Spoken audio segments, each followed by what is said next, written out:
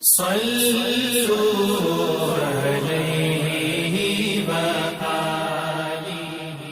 بخاری حدیث نمبر 371۔ عبد العزیز بن صہیب نے انس بن مالک رضی اللہ تعالی عنہ سے روایت کی کہ نبی کریم صلی اللہ علیہ وسلم غزوہ خیبر میں تشریف لے گئے۔ ہم نے وہاں فجر کی نماز اندھیرے ہی میں پڑھی، پھر نبی صلی اللہ علیہ وسلم سوار ہوئے اور ابو طلحہ بھی سوار ہوئے۔ میں ابو طلحہ کے پیچھے بیٹھا ہوا تھا۔ نبی صلی اللہ علیہ وسلم نے اپنی سواری کا رخ خیبر کی گلیوں کی طرف کر دیا۔ میرا گھٹنا نبی کریم صلی اللہ علیہ وسلم کی ران سے چھو جاتا تھا۔ پھر نبی کریم صلی اللہ علیہ وسلم نے اپنی ران سے تہبند کو ہٹایا، یہاں تک کہ میں نبی کریم صلی اللہ علیہ وسلم کی شفاف اور سفید رانوں کی سفیدی اور چمک دیکھنے لگا۔ جب آپ خیبر کی بستی میں داخل ہوئے تو آپ صلی اللہ علیہ وسلم نے فرمایا کہ اللہ اکبر، اللہ سب سے بڑا ہے، خیبر برباد ہو گیا۔ جب ہم کسی قوم کے آنگن میں اتر جائیں تو ڈرائے ہوئے لوگوں کی صبح منحوس ہو جاتی ہے۔ آپ نے یہ 3 مرتبہ فرمایا۔ انس رضی اللہ تعالی عنہ نے کہا کہ خیبر کے یہودی لوگ اپنے کاموں کے لیے باہر نکلے ہی تھے کہ وہ چلا اٹھے، محمد صلی اللہ علیہ وسلم آن پہنچے۔ اور عبد العزیز راوی نے کہا کہ بعض حضرت انس رضی اللہ تعالی عنہ سے روایت کرنے والے ہمارے ساتھیوں نے والخمیس کا لفظ بھی نقل کیا ہے، یعنی وہ چلا اٹھے کہ محمد لشکر لے کر پہنچ گئے۔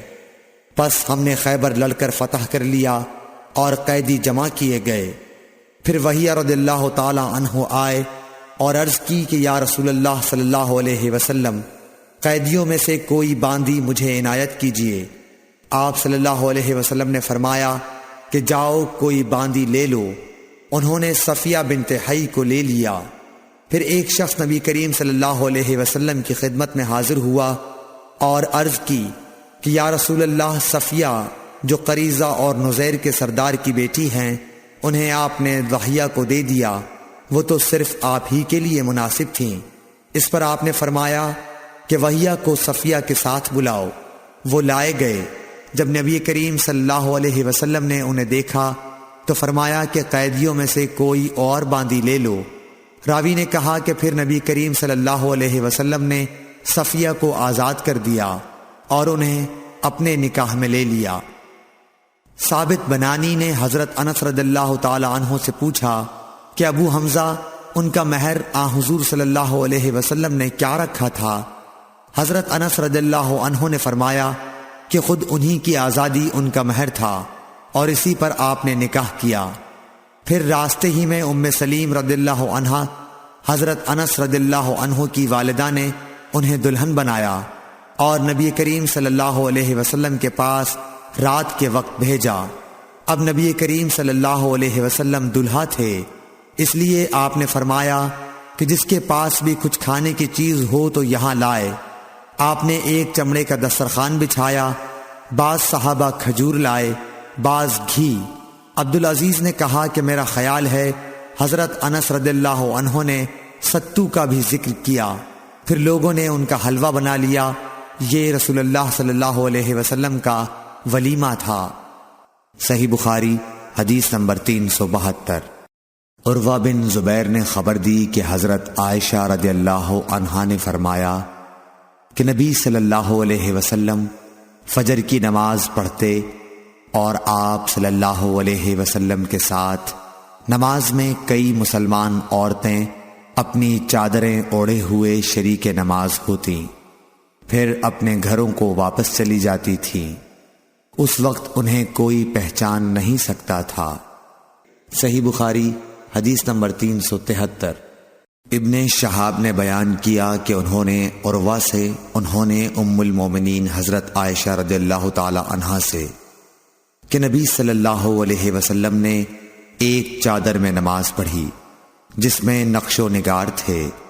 آپ صلی اللہ علیہ وسلم نے انہیں ایک مرتبہ دیکھا، پھر جب نماز سے فارغ ہوئے تو فرمایا کہ میری یہ چادر ابو جہم عامر بن حذیفہ کے پاس لے جاؤ اور ان کی انجانیاں والی چادر لے آؤ۔ کیونکہ اس چادر نے ابھی نماز سے مجھ کو غافل کر دیا۔ اور ہشام بن عروہ نے اپنے والد سے روایت کی، انہوں نے عائشہ رضی اللہ عنہا سے کہ نبی صلی اللہ علیہ وسلم نے فرمایا کہ میں نماز میں اس کے نقش و نگار دیکھ رہا تھا، پس میں ڈرا کہ کہیں یہ مجھے غافل نہ کر دے۔ صحیح بخاری حدیث نمبر 374۔ عبدالعزیز بن صہیب نے انس رضی اللہ عنہ سے نقل کیا کہ حضرت عائشہ رضی اللہ عنہا کے پاس ایک رنگین باریک پردہ تھا جسے انہوں نے اپنے گھر کے ایک طرف پردے کے لیے لٹکا دیا تھا۔ آپ صلی اللہ علیہ وسلم نے فرمایا کہ میرے سامنے سے اپنا یہ پردہ ہٹا دو، کیونکہ اس پر نقش شدہ تصاویر برابر میری نماز میں خلل انداز ہوتی رہی ہیں۔ صحیح بخاری حدیث نمبر 375۔ عقبہ بن عامر نے کہا کہ نبی کریم صلی اللہ علیہ وسلم کو ایک ریشم کی قبا تحفے میں دی گئی، اسے آپ نے پہنا اور نماز پڑھی، لیکن آپ جب نماز سے فارغ ہوئے تو بڑی تیزی کے ساتھ اسے اتار دیا، گویا آپ اسے پہن کر ناگواری محسوس کر رہے تھے۔ پھر آپ نے فرمایا یہ پرہیزگاروں کے لائق نہیں ہے۔ صحیح بخاری حدیث نمبر 376۔ ابو جحیفہ وہب بن عبداللہ سے روایت ہے کہ میں نے رسول اللہ صلی اللہ علیہ وسلم کو ایک سرخ چمڑے کے خیمے میں دیکھا، اور میں نے یہ بھی دیکھا کہ بلال رضی اللہ تعالی عنہ حضور صلی اللہ علیہ وسلم کو وضو کرا رہے ہیں، اور ہر شخص آپ کے وضو کا پانی حاصل کرنے کے لیے ایک دوسرے سے آگے بڑھنے کی کوشش کر رہا ہے۔ اگر کسی کو تھوڑا سا بھی پانی مل جاتا تو وہ اسے اپنے اوپر مل لیتا، اور اگر کوئی پانی نہ پا سکتا تو اپنے ساتھی کے ہاتھ کی تری ہی حاصل کرنے کی کوشش کرتا۔ پھر میں نے بلال رضی اللہ تعالی عنہ کو دیکھا کہ انہوں نے اپنی ایک برچھی اٹھائی جس کے نیچے لوہے کا پھل لگا ہوا تھا، اور اسے انہوں نے گاڑ دیا۔ نبی کریم صلی اللہ علیہ وسلم ڈیرے میں سے ایک سرخ پوشاک پہنے ہوئے تہبند اٹھائے ہوئے باہر تشریف لائے اور برچھی کی طرف منہ کر کے لوگوں کو 2 رکعت نماز پڑھائی۔ میں نے دیکھا کہ آدمی اور جانور برچھی کے پرے سے گزر رہے تھے۔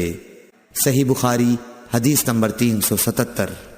لوگوں نے سہل بن سعد سعدی سے پوچھا کہ منبر نبوی کس چیز کا تھا؟ آپ نے فرمایا کہ اب دنیا اسلام میں اس کے متعلق مجھ سے زیادہ جاننے والا کوئی باقی نہیں رہا۔ منبر غابہ کے چھاؤ سے بنا تھا، فلاں عورت کے غلام فلاں نے اسے رسول اللہ صلی اللہ علیہ وسلم کے لیے بنایا تھا۔ جب وہ تیار کر کے مسجد میں رکھا گیا تو رسول اللہ صلی اللہ علیہ وسلم اس پر کھڑے ہوئے، اور آپ نے قبلے کی طرف اپنا منہ کیا اور تکبیر کہی، اور لوگ آپ کے پیچھے کھڑے ہو گئے۔ پھر آپ نے قرآن مجید کی آیتیں پڑھیں اور رکوع کیا۔ آپ کے پیچھے تمام لوگ بھی رکوع میں چلے گئے۔ پھر آپ نے اپنا سر اٹھایا، پھر اسی حالت میں آپ الٹے پاؤں پیچھے ہٹے، پھر زمین پر سجدہ کیا، پھر منبر پر دوبارہ تشریف لائے اور قرات کی، پھر رکوع کیا، پھر رکوع سے سر اٹھایا اور قبلے ہی کی طرف رخ کیے ہوئے پیچھے لوٹے اور زمین پر سجدہ کیا۔ یہ ہے منبر کا قصہ۔ امام ابو عبداللہ بخاری نے کہا کہ علی بن عبداللہ مدینی نے کہا کہ مجھ سے امام احمد بن حنبل نے اس حدیث کو پوچھا۔ علی نے کہا کہ میرا مقصد یہ ہے کہ نبی کریم صلی اللہ علیہ وسلم نماز میں لوگوں سے اونچے مقام پر کھڑے ہوئے تھے، اس لیے اس میں کوئی حرج نہ ہونا چاہیے کہ امام مقتدیوں سے اونچی جگہ پر کھڑا ہو۔ علی بن مدینی کہتے ہیں کہ میں نے امام احمد بن حنبل سے کہا کہ سفیان بن عینیہ سے یہ حدیث اکثر پوچھی جاتی تھی، آپ نے بھی یہ حدیث ان سے سنی ہے؟ تو انہوں نے جواب دیا کہ نہیں۔ صحیح بخاری حدیث نمبر 378۔ حمید طویل نے خبر دی انس بن مالک سے کہ نبی کریم صلی اللہ علیہ وسلم 5 ہجری میں اپنے گھوڑے سے گر گئے تھے، جس سے آپ کی پنڈلی یا کندھا زخمی ہو گئے، اور آپ نے 1 مہینے تک اپنی بیویوں کے پاس نہ جانے کی قسم کھائی۔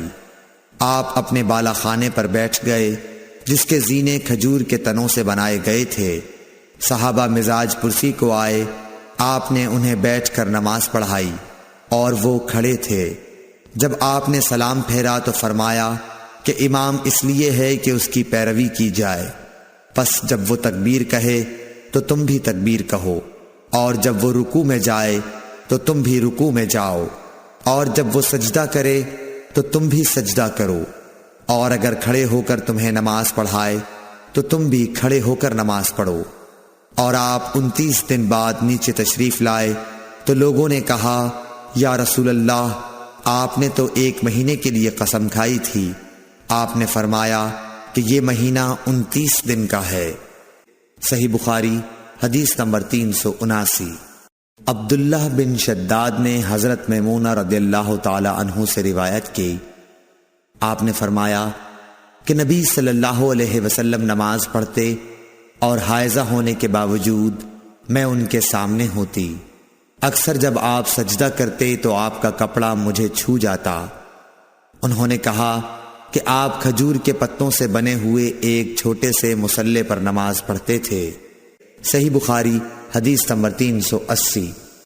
انس بن مالک سے روایت ہے کہ ان کی نانی ملیکہ نے رسول اللہ صلی اللہ علیہ وسلم کو کھانا تیار کر کے کھانے کے لیے بلایا۔ آپ نے کھانے کے بعد فرمایا کہ آؤ تمہیں نماز پڑھا دوں۔ انس رضی اللہ تعالی عنہ نے کہا کہ میں نے اپنے گھر سے ایک بوریا اٹھایا جو کثرت استعمال سے کالا ہو گیا تھا۔ میں نے اس پر پانی چھڑکا، پھر رسول اللہ صلی اللہ علیہ وسلم نماز کے لیے اسی بوریے پر کھڑے ہوئے، اور میں اور ایک یتیم کہ رسول اللہ صلی اللہ علیہ وسلم کے غلام ابو زمیرہ کے لڑکے ضمیرہ آپ کے پیچھے صف باندھ کر کھڑے ہو گئے، اور بوڑھی عورت انس کی نانی ملیکہ ہمارے پیچھے کھڑی ہوئیں۔ پھر رسول اللہ صلی اللہ علیہ وسلم نے ہمیں 2 رکعت نماز پڑھائی اور واپس گھر تشریف لے گئے۔